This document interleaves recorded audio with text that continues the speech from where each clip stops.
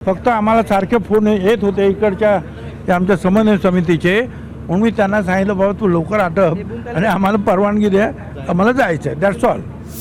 तटकरे आणि तुमच्यामध्ये चकमक झाली असे अरे काय चकमक, वाद झाला. अजिबात काय वाद झाला नाही.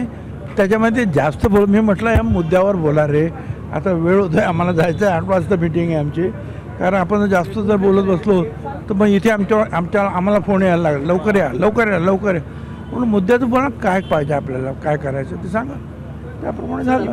प्रफुल्ल पटेल आले होते. नेमकी वाद काय? वाद काय नाही आहे, ते बोलत होते. मी म्हटलं लवकर सांग, आम्हाला जायचं आहे, आमचे फोन येऊन राहिले, काय तर लवकर आटप.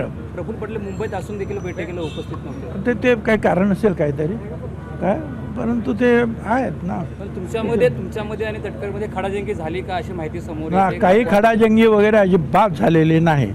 फक्त आम्हाला सारखे फोन येत होते इकडच्या त्या आमच्या समन्वय समितीचे, म्हणून मी त्यांना सांगितलं बाबा तू लवकर आटप आणि आम्हाला परवानगी द्या, आम्हाला जायचं आहे, दॅट्स ऑल.